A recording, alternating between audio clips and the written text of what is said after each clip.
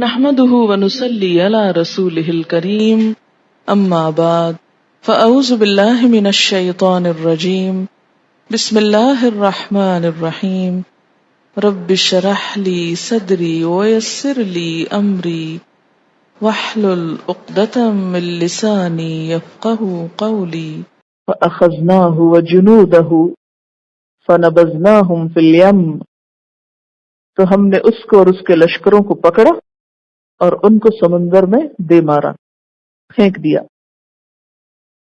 سمندروں میں گندگی کا پھینکا جانا قدیم زمانے سے چلا آ رہا ہے۔ جتنا بھی ویسٹیج ہوتا ہے عام طور پہ اس میں دے مارا جاتا ہے۔ جب میں یہ پڑھتی ہوں تو مجھے بالکل ایسا لگتا ہے کہ جیسے کوئی گندگی کا ڈھیر ہو اور کہا جا رہا ہے کہ اس کو ہم نے سمندر میں پھینک دیا کہ لہریں بہا کے لے جائیں، کہیں ختم کر دیں اس کو۔ فَأَخَذْنَاهُ، پکڑ لیا ہم۔ بالکل تصور میں ایسے آتا ہے کہ جیسے کوڑا اکٹھا کیا جا رہا ہو، سارے لشکر اکٹھے ہو رہے تھے موسیٰ علیہ السلام کا پیچھا کرنے کے لیے۔ أَخَذْنَاهُ وَجُنُودَهُ، سب کو بلا لیا۔ فَنَبَذْنَاهُمْ فِي الْيَمِّ، سب کو اٹھا کے سمندر میں پھینکا۔ فَانظُرْ كَيْفَ كَانَ عَاقِبَةُ الظَّالِمِينَ، دیکھو تو کیسے ہوا انجام ظالموں کا۔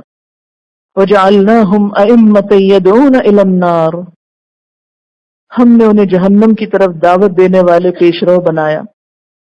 یعنی جو بھی ان کے بعد ایسے لوگ ہوں گے جن کے اندر فرعونی صفات ہوں گی تو قیامت کے دن فرعون ان سب کا پیشوا ہوگا، سب کا جھنڈا اس کے ہاتھ میں ہوگا اور سب اس کی پیروی کر رہے ہوں گے۔ دنیا میں اس کے بعد جتنے بھی منکرین حق آئیں گے، باطل پرست آئیں گے، ان سب کے لیے وہ ایک مثال قائم کر گیا ہے۔ جتنے لوگ بھی ہیلوں بہانوں سے حق کو ٹھکراتے ہیں، انکار پہ ڈٹ جاتے ہیں اور ڈٹے ہی رہتے ہیں آخری دم تک، کسی چیز سے نہیں مانتے، نہ کسی دلیل کو مانتے ہیں، نہ کسی نصیحت کو مانتے ہیں، نہ کسی پر ترس آتا ہے ان کو، وہ ظلم و ستم کے عادی ہوتے ہیں۔ ایسے لوگوں کا انجام پھر ایسا ہی ہے، دنیا میں بھی اور آخرت میں بھی، جہنم کی طرف وہ سب کو لے جائیں گے۔ یدعون الی النار، یعنی نیک کام کرنے والے جیسے دنیا میں ایک اچھی مثال چھوڑتے ہیں، فرعون نے غلط کام کر کے دنیا میں غلط کام کی ایک مثال چھوڑی، گویا وہ اپنے طریقے اور اپنے طرز عمل سے لوگوں کو آگ کی طرف بلانے والا پیشوا بن گیا کہ بعد میں بھی اس کے طریقوں پہ چلنے والے وہیں پہنچیں گے۔ گویا وہ خود تو چلا گیا لیکن آگ کی طرف جانے کے لیے لوگوں کو بلانے والا رہنما بھی بن گیا۔ وَيَوْمَ الْقِيَامَةِ لَا يُنصَرُونَ، اور قیامت کے دن وہ مدد نہ کیے جائیں گے۔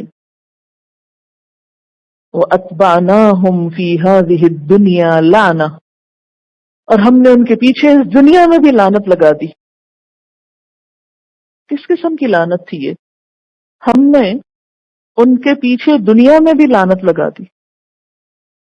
اب دیکھیں کہ فرعون کا جو انجام ہوا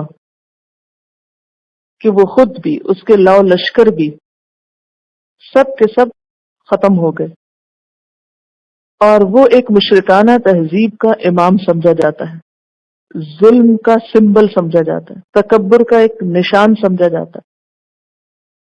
اس کے جانے کے بعد موسیٰ علیہ السلام کی قوم کو دنیا میں ترقی ہوئی، بنی اسرائیل، اور پھر دوسری طرف حضور صلی اللہ علیہ وسلم کی امت۔ آج آپ دیکھیں یہود بھی ہیں دنیا میں، نصارہ بھی ہیں، مسلمان بھی ہیں، لیکن فرعون کے پیروکار ان کے مقابلے میں کتنے ہیں؟ اس دنیا میں بھی ہم نے ان کے پیچھے لعنت لگا دی۔ یعنی آج کوئی بھی اس طرح فرعون کی عظمت کو نہیں مانتا، بلکہ اکثریت دنیا کی اس کو لعنت زدہ ہی سمجھتی ہے، اور قیامت کے دن بھی وہ مقبوحین میں سے ہوں گے۔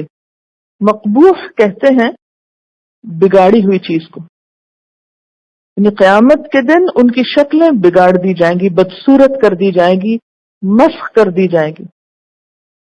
آج بھی آپ دیکھیں کہ فرعون کی ان کی جو ممیز ہیں اور ان کی جو شکلیں ہیں، اگر اس پہ آپ دیکھیں کہ وہ بالکل بدصورت نظر آتی ہیں، اور قیامت کے دن بھی ان کے چہروں کو خاص طور پر مسخ کر دیا جائے گا، بد شکل اور بدحال بن کے رہ جائیں گے۔ وَلَقَدْ آتَيْنَا مُوسَى الْكِتَابَ مِنْ بَعْدِ مَا أَهْلَكْنَا الْقُرُونَ الْأُولَى بَصَائِرَ لِلنَّاسِ وَهُدًى وَرَحْمَةً لَعَلَّهُمْ يَتَذَكَّرُونَ، اور البتہ تحقیق عطا کی ہم نے موسیٰ علیہ السلام کو کتاب اس کے بعد کہ ہلاک کر دیا ہم نے پچھلی قوموں کو یا پہلی قوموں کو، بصائر سراسر بصیرت یا بصیرتوں والی، للناس لوگوں کے لیے، وہدی ورحمتاً اور ہدایت اور رحمت کا سبب، لعلہم یتذکرون تاکہ شاید لوگ سبق حاصل کریں۔ پچھلی آیت میں ہم دیکھتے ہیں کہ آل فرعون کی تباہی کا ذکر ہے، اور جیسا کہ آپ جانتے ہیں کہ آل فرعون کی تباہی کے بعد بنی اسرائیل کی ہدایت کے لیے اللہ تعالیٰ نے تورات بھیجی، اور پھر یہاں پر نہ صرف یہ کہ یہ تورات لوگوں کے لیے ہدایت اور بصیرت کا ذریعہ ہے اس دور کے لوگوں کے لیے، بلکہ یہ کہا گیا کہ پہلی قوموں کو ہلاک کرنے کے بعد ہم نے موسیٰ علیہ السلام کو کتاب دی، اس کے بعد کہ ہم نے پچھلی قوموں کو ہلاک کر دیا۔ اور پچھلی قوموں سے مراد یہاں نمبر 1 تو فرعون اور اس کی قوم ہے، اور پھر اس کے علاوہ قوم نوح، عاد اور سمود وغیرہ۔ ہم نے تورات کیوں دی، کتاب کیوں دی؟ بصائر للناس، لوگوں کے بصائر کے لیے۔ بصائر کیا چیز ہے؟ بصیرت کی جمع، مراد ہے کھلے کھلے دلائل۔ بصیرت کا لفظ عقل، سمجھ، دلیل، عبرت اور حجت کے لیے استعمال ہوتا ہے، اور بصائر سے مراد وہ دلائل ہیں جس سے لوگ حق تک پہنچ سکیں، حق کو پہچان سکیں اور اس کو اختیار کر سکیں، اور اس طرح اللہ کی رحمت کے مستحق ہوں۔ یعنی دل کے اندر ایسا میزان پیدا ہونا، ایسی روشنی کا آ جانا، بصیرت کا آ جانا کہ جس سے انسان مختلف اشیاء کو ان کے حقیقی روپ میں دیکھنے کی صلاحیت پالے۔ آپ نے دیکھا ہوگا کہ ہر شخص کے دیکھنے کا انداز مختلف ہوتا ہے، اور ہر شخص اپنی سمجھ، اپنی عقل اور اپنی صلاحیت کے مطابق مختلف چیزوں کو دیکھتا ہے۔ کچھ لوگوں کی نظر بالکل سطحی ہوتی، وہ اوپر اوپر کی چیزوں کو دیکھتے ہیں، ظاہری چیزوں کو دیکھتے ہیں، لیکن کچھ لوگ صرف ظاہریت پہ نہیں رہتے، وہ اس کے پیچھے بھی جا کے دیکھتے ہیں، ان حقائق پر بھی غور و فکر کرتے ہیں جو ظاہریت کے پردے میں چھپے ہوئے ہوتے ہیں۔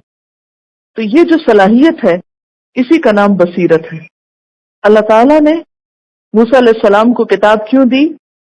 تاکہ اس کے ماننے والے، اس کو پڑھنے والے، اس کے سمجھنے والے اپنے اندر ایک بصیرت پیدا کر سکیں، اور دنیا کو اپنی خواہشات کی اینک سے نہیں، اللہ تعالیٰ کی ہدایت کی روشنی میں دیکھیں۔ اس کو آپ ایک چھوٹی سی مثال سے یوں سمجھ سکتے ہیں کہ آپ کسی راستے پہ جا رہے ہیں اور وہ راستہ اندھیرا ہے، لیکن اتنے میں ایک شخص آتا ہے جو اسی راستے پہ آپ کے ساتھ ہے، لیکن اس کے پاس ایک ٹارچ ہے۔ تو اس ٹارچ کے ہونے کی وجہ سے اس کی نظر اور دوسروں کی نظر مختلف طریقے پہ کام کرے گی۔ جس کے پاس ایک ٹارچ ہے وہ راستے میں دیکھ کر چلے گا۔ یہ ٹارچ کیا ہے؟ بصیرت، بصائر، ہدایت کا ذریعہ۔ اس میں وہ یہ بھی دیکھ لے گا کہ کوئی خوف کی، خطرے کی، نقصان کی چیز تو نہیں، اور